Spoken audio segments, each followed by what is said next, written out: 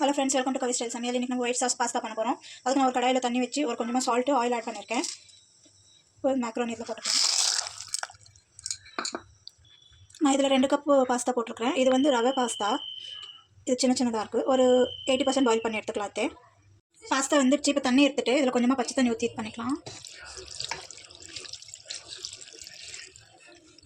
இது கொஞ்சம் கூல் ஆகும், அப்போ தான் இது வேகிறது ஸ்டாப் ஆகும். இப்போ ஒயிட் சாஸ் பண்ணிக்கலாம். இது கடாய் வச்சுட்டு ஒரு 4 டீஸ்பூன் இது போட்டுருக்கேன். அந்த பால் இப்போ இந்த பூண்டு போட்டுக்கலாம். சின்னதாக கட் பண்ணிக்கலாம் பூண்டு.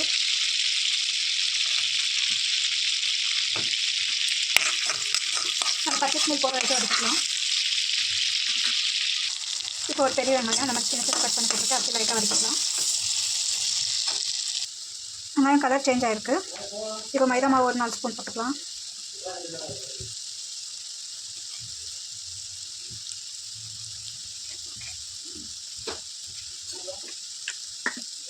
நல்லா கலக்கி விட்டுக்கலாம் பச்சை ஸ்மெல் போகிற வரைக்கும். இப்போ இதில் பால் சேர்த்து கலக்கி விட்டுக்கலாம்.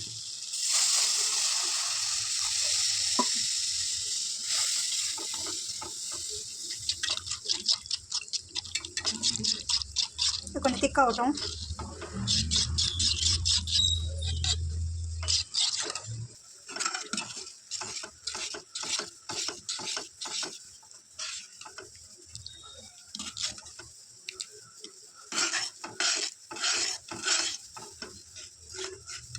இப்போ இதில் பெப்பர் பவுடர், ஆர்கானோ,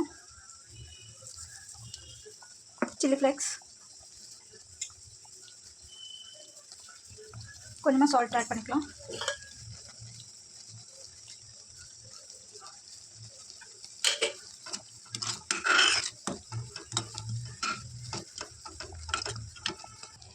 ஒரு கேரட்டு, ஒரு அரை கேப்சிகமாக லைட்டாக வேக வச்சு வச்சுருக்கேன். அதை ஆட் பண்ணிக்கலாம்.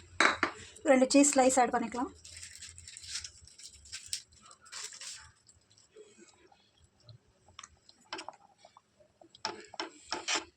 இதில் இப்போ வேக வச்ச பாஸ்தாவை ஆட் பண்ணிக்கலாம். இப்போ இதை நல்லா மிக்ஸ் பண்ணிக்கலாம். க்ரீம் எல்லாம் நல்லா பாஸ்தாக்குள்ளே கோட் ஆகிற மாதிரி இப்போ 2-3 மினிட்ஸ் விடலாம். இல்லையா